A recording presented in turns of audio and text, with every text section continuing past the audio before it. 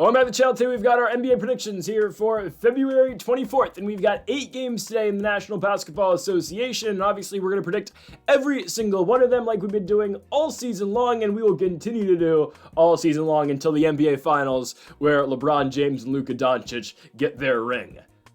Maybe, I don't know. The Thunder are good. Shea is the best player in the NBA. I can't deny it. I mean, well, I say it every video, so not like I'm denying anything, but man, the performance Shea put on last night against the Timberwolves, the guy's elite, man, and they're playing again today, so that's one of the marquee games today. This time, though, Timberwolves and Thunder in Oklahoma City after their matchup last night, where the Thunder obviously won up in Minneapolis. But we've got that and 7 other games today in the National Basketball Association, so let's get into it. But folks, before we do that, make sure to hit that subscribe button down below for more daily NBA predictions here on the channel. Earlier today, we posted our college basketball best bet, so make sure to check that video out. Link in the description down below. And also, make sure to check out our UFC Fight Night Cop versus Amabayev predictions. That's linked in the description down below. The final UFC video on this channel, because we are going to Greedo Plays MMA next week for UFC 313 Pereira versus Ankalaev. Make sure to subscribe to that channel. Link in the description down below. All right, let's now move on to the first of our 8 games today in the NBA.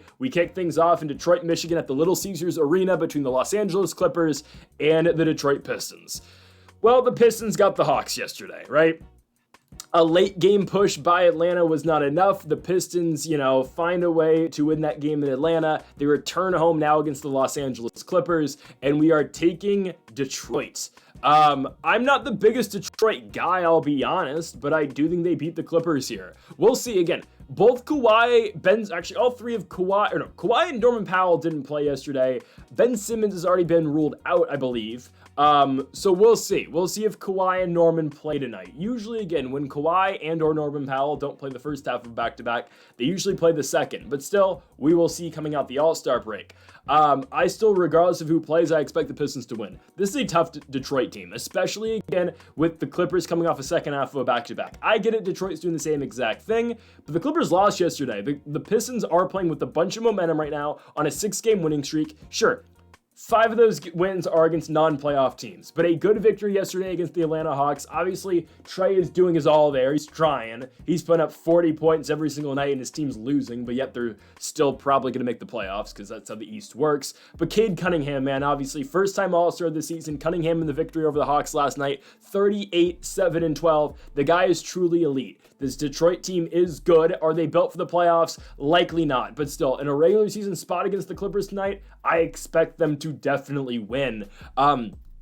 Again, no real injuries for the Pistons other than that, obviously, Jaden Ivey injury, when we'll see when Ivey comes back later in the year. The Pistons just got Dylan Harper's brother, Ron Harper Jr., obviously, son of Ron Harper Sr. He just signed a 2-way contract. I don't think he's going to be playing, though, for the Pistons. I believe he's going to the G League, if I'm not mistaken. I don't know. He's playing. We got Tim Hardaway Jr. and Ron Harper Jr. now on the same team here in Detroit. But I think the Pistons do get the Clippers. The Clippers just fell behind and really could never catch up to the Pacers yesterday. But again, that just goes to show how good Indiana is. I keep saying it every day. The Clippers are 0-2 post All-Star break. They're on a huge road trip, even though they do return home to Los Angeles for back-to-back games. But those are both against the Lakers. So I mean, technically, this team does not have a home game until the next time they play the Pistons, March 5th. That game is in Inglewood at the Intuit Dome. They're going to be still on the road. They got the Bulls after this, 2 games against the Lakers, and they got to go down to Arizona to play the Suns. I don't know. I'm going to take the Pistons in this spot. Uncertainty around who's playing for the Clippers. The Pistons have looked like the much better team. The Clippers have fallen off mightily since their hot start to the year. Los Angeles is now, 31-25? I don't know. They're still, fighting to stay out of that play-in. But in this spot, I'm going to take the Detroit Pistons at home to win here against the Clippers. And we expect them to cover because they are dogs at home. Why? I think Vegas assumes Norman and Kawhi are playing. Still, I'm taking Detroit. Give me the Pistons to win this game at home. We move on to our next one, the team that beat the Clippers yesterday, the Indiana Pacers at home at the Gainbridge Fieldhouse to take on the Denver Nuggets. Taking Indiana. The Nuggets, had their 9-game winning streak snapped, obviously, via the Los Angeles Lakers on Saturday night. Again, I'm telling you, the Lakers are so legit. It's Lakers, Celtics, Cavs, Thunder. That's in no order. those are the 4 best teams in the NBA. It's not even close. As of now, I still think the Pacers can make a run. We'll see. Anyways, the Pacers are going to get put to the test tonight. I'm going to put my money where my mouth's at. We're taking the Pacers. I'm not going to back down from a huge spot for Indiana. I've been hyping up Indiana all year long. We're not taking the points. Well, you can. We're taking the money line.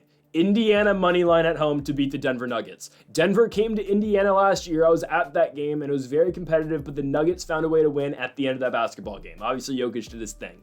Indiana is going to win this time around. I think they do. Again, games in Indiana. Nuggets just lost their first game in a while, given they were playing a bunch of non-playoff teams in that 9-game winning streak. Lose the Lakers. Obviously, Luka does his thing. The Lakers embarrass the Nuggets in Denver. It's a new trend. The Lakers are just going to start bitching the Nuggets every time they play them. Regardless, Indiana, a fast-paced team, a team that, again, stylistically, I think matches up really well with the Nuggets. And again, Tyrese Halliburton played an incredible game against the Clippers. Obviously, you saw the between-the-legs alley-oop lob to Obi Toppin, but Halliburton with 29 and 12 in that game. I'm telling you guys, again, and I said this coming out the All-Star break, Tyrese Halliburton has been playing nothing but basketball for 2 years now because he had no rest in the offseason with an injury playing in Paris for Team USA. Halliburton's gotten no break. He finally got a week off. And again, he's been really good out the All-Star break. That big win over the Clippers, they beat the Grizzlies coming out the break as well. Indiana beats 2 of the top teams, the 2 of the top 6 teams in the West, and now they can beat another one here in the Nuggets. I think they get it done. They're a fast-paced team. Denver doesn't play defense. We'll see the matchup between Miles Turner and Nikola Jokic. We'll see how Turner fares. But Indiana's going to push against Denver, and I think they push better than Denver does right now. Sure, the Nuggets are going to score, they're going to shoot, but they just lost their big game to the Lakers the other night.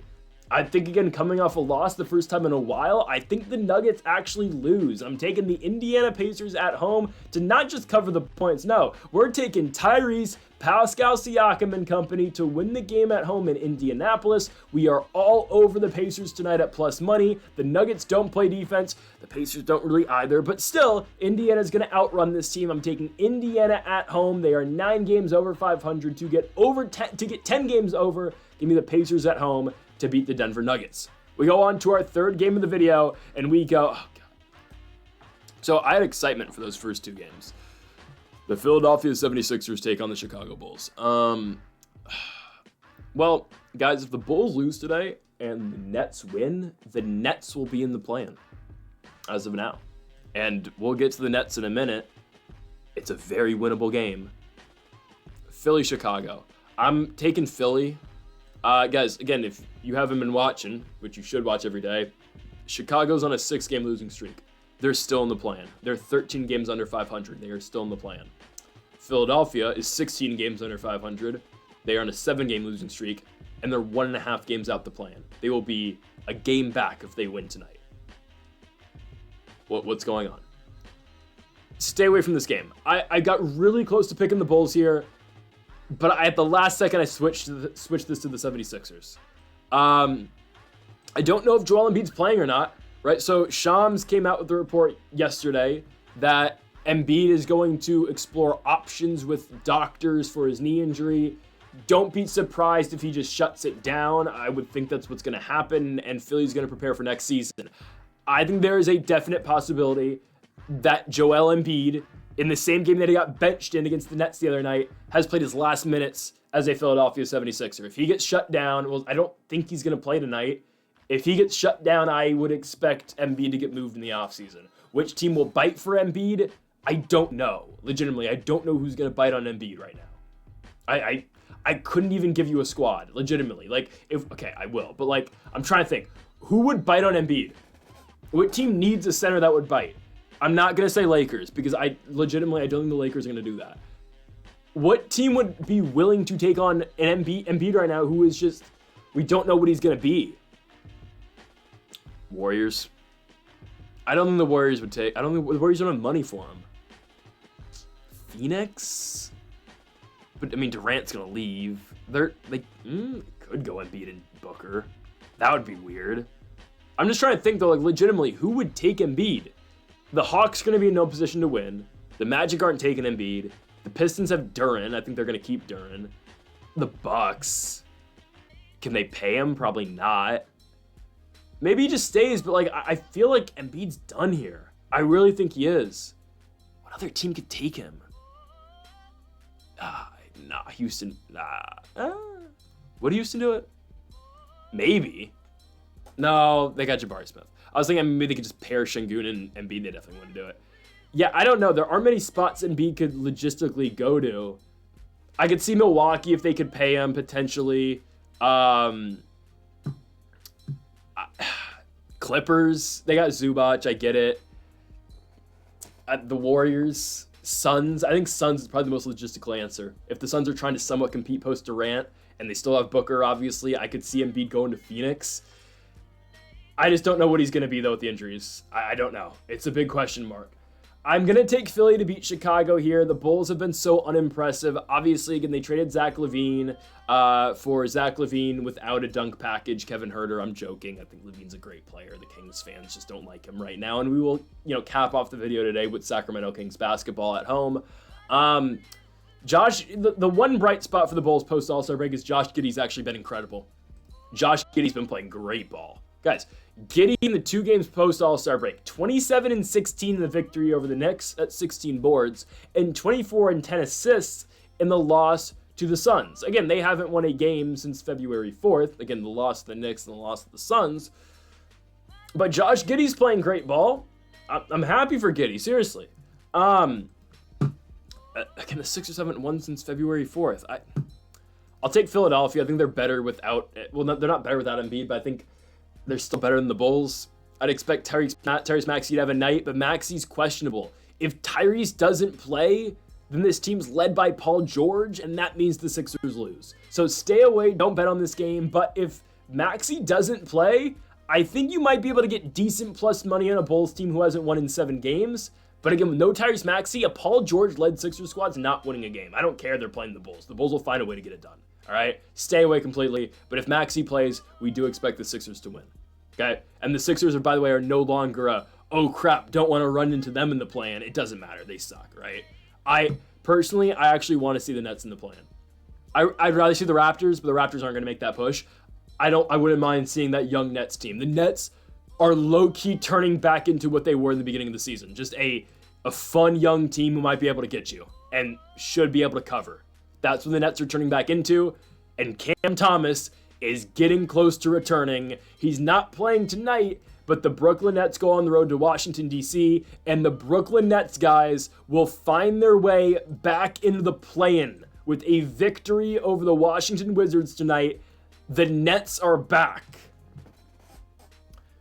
In all likeliness, they will lose in the play-in in the 9-10 to the Miami Heat. I think we all expect that to happen. Regardless of what the Heat have been recently, they've been ice cold. They still will beat the Nets, I think. But I low-key kind of want to see the Nets in that spot. The Nets are fun. I'm serious. They are fun when their guys are playing. The Nick Claxton game winner, another game winner over Paul George, crazy. They're injured, sure. Cam Thomas still out, but looks like Thomas is nearing a return. D'Angelo Russell is still out. Noah Clowney out for a while, but the Nets find ways to win. Again, going to Philly and winning. They were plus 360 dogs in that game. We thought they were going to cover. I didn't feel great about them winning, but they did. The cardiac Nets, man. I'm serious. They put together a lineup. I kid you not. Killian Hayes is starting right now for this team with D'Lo out. Keon Johnson, Nick Claxton, Cam Johnson, Zaire Williams. That team wins basketball games right now. They're 14 under, and if they win tonight, they will be back in the play-in. How? I don't know, but they're finding ways to win. I applaud them. I seriously do. I applaud the way the Nets are playing. They don't care about what their fans might want them to tank for. They don't want to capture the flag. No, they want a shot at the play-in. The Nets are playing for a championship this season, man. Okay, in all seriousness, though, when Cam Thomas comes back, I'm not joking. The Nets, honestly, now that I think about it, they can shock the Heat, and they could definitely upset that team in the play-in, or even the Hawks. I don't think they get the Hawks, but the Heat, potentially. I'm just saying, the Nets are honestly, with Cam Thomas back in the lineup, they're a young, fiery squad. They can give you problems. And I think they go to Washington and win. I get it, injuries. I get it. No D'Lo, no Cam. Hey, Killian Hayes, let's do it, right? They released Bogdanovic due to injury. He's out for the year. And they grabbed Killian Hayes. The Wizards are a better cover team recently, I'm not going to lie. Man, that Orlando game last night was horrible, though. It just wasn't competitive. They lost the game by 20 points. And now they return home. Second half of a back-to-back, give me Brooklyn. Brooklyn's rested. The Nets, again, won on Saturday. Now they go to Washington here. The Wizards just played yesterday. And they didn't look all that good yesterday, right? They were better prior to that, right? Close game against the Bucks, close game against the Pacers. I do think the Nets actually run away with this game. We'll see who plays for the Wizards, right? Because Middleton didn't play that game against the Magic. I don't think Sarr played either. Sarr didn't play either. It was just Jordan Poole doing his thing. So we'll see again with Middleton, Sarr back in the lineup. I don't think Smart and Brogdon are back just yet. But I like this fiery Nets team, man. Again, they still beat Philadelphia with them beating Maxey, George, and all those guys in the lineup. I don't really care who's in the lineup for Washington. The Nets, I kid you not, the Brooklyn Nets in late February have something to play for. Give me the Brooklyn Nets on the road. Again, the Nets are slowly becoming kind of fun again and watchable. Give me Brooklyn on the road to take care of business here against the Washington Wizards. We move on to our fifth game of the video. We go to Atlanta, Georgia. The Atlanta Hawks take on the Miami Heat. You know what the pick is if you watch these videos. The Atlanta Hawks win at home. Okay, all right, I mean it this time, all right?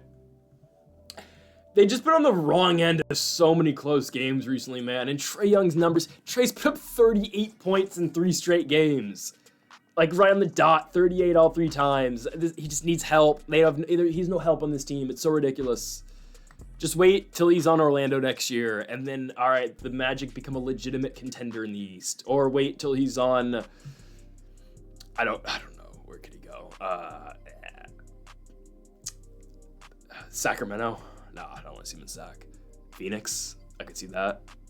Why didn't they just trade him to the Spurs, man? De'Aaron's looking horrible right now. I get it, De'Aaron's playing hurt, but man, did y'all watch that fourth quarter between the Spurs and Pelicans yesterday? My God, the Spurs are atrocious right now. They're gonna go full capture the flag mode, and jokes on the Hawks because the Spurs have their pick, so the Hawks have to try to win right now, which they already traded DeAndre Hunter, so I don't know. I'm taking Atlanta to beat Miami though. The Heat are just bad too right now. You know, 1 win in their last 6. It is the Raptors on the road. They lost to the Bucks yesterday by 7. Again, the Hawks lost yesterday too, but the Hawks always play fast, even if they're on double headers. Trae is going to find ways to score. Zachary Rissache quietly is playing better and better, and nobody's talking about it. Again, Rissache's probably not going to win the Rookie of the Year because it probably goes to Khalil Ware. Ware's kind of cooled down a little bit. I always wonder, like, the Rookie of the Year odds are always, fluctuating. Again, it was going to be Jared McCain before the injury. Now it's Stephon Castle, who is number 1. Khalil Ware's 3rd. It's Castle, Wells, Jalen Wells, obviously the Grizz, Khalil Ware, Zachary Rissache, then Alex Sarr. Yeah, it makes sense. Honestly, it makes sense. Honestly,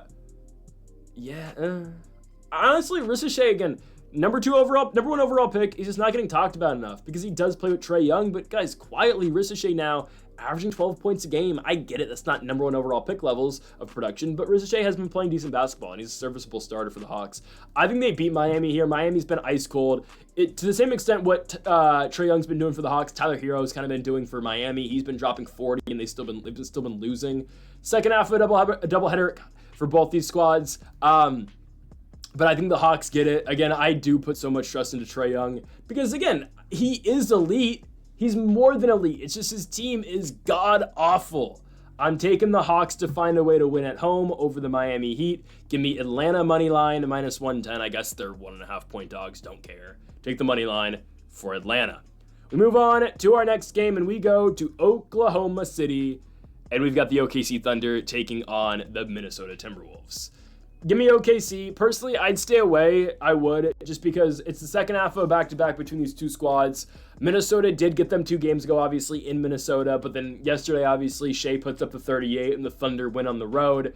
Again, Minnesota doubles Shea most of the game, and, SGA finds ways to split the defense and still finds ways to either, facilitate, move the ball, or even score himself. Again, it just goes and adds on to the greatness of Shea Gilgeous-Alexander. He's the best player in the National Basketball Association, and he's undoubtedly winning the MVP, right? The Thunder are just that good.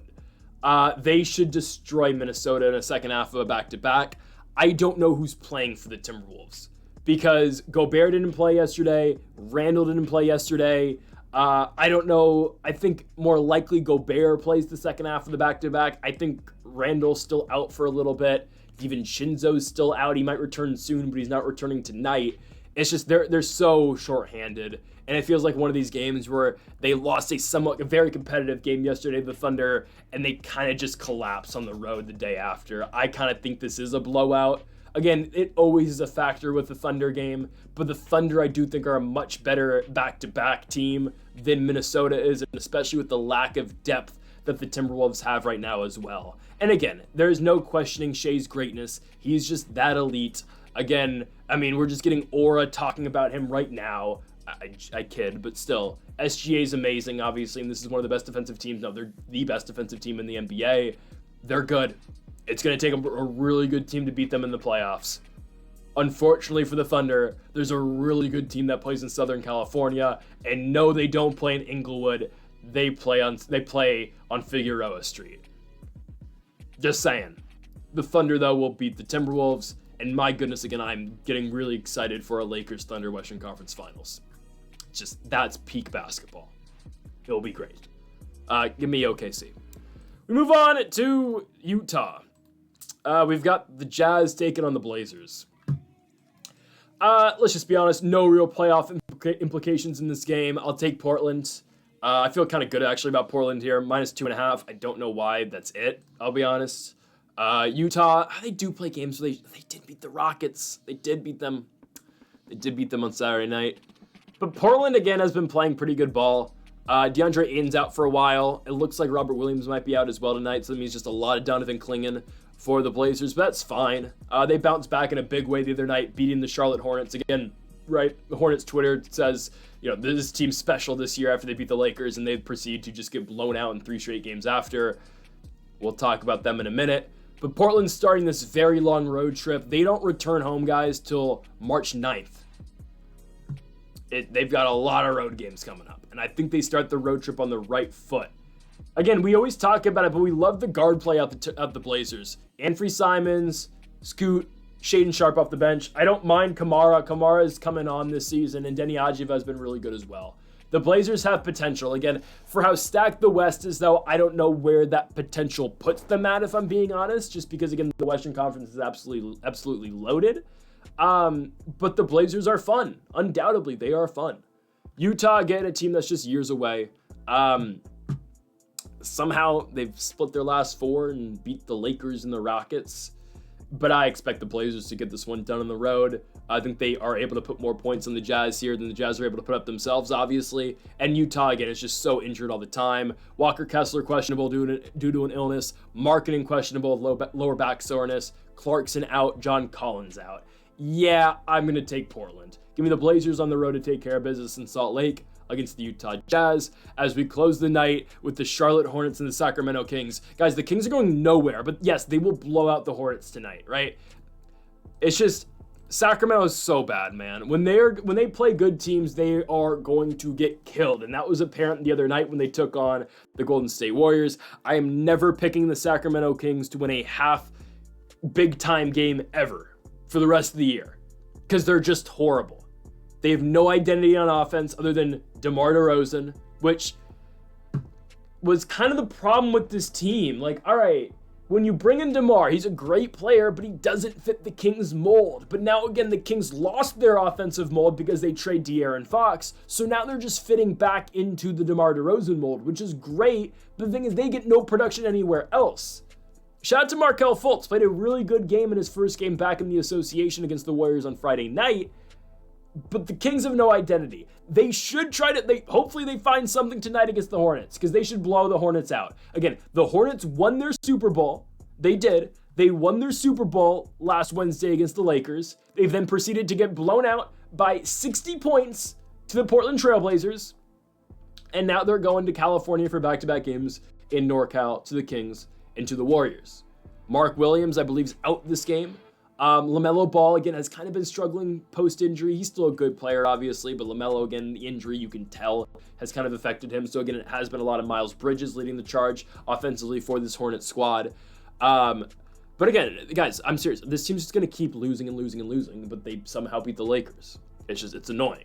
Again, Sacramento, though, has no identity. They're going to try to find it tonight. The Zach LaVine thing's just really not working. Again, I'm seeing on Kings Twitter, I'm literally witnessing Sacramento fans calling this guy Kevin Herter with a dunk package. It's extremely disrespectful to LaVine, but in all fairness, it kind of represents how LaVine's been playing so far as a King.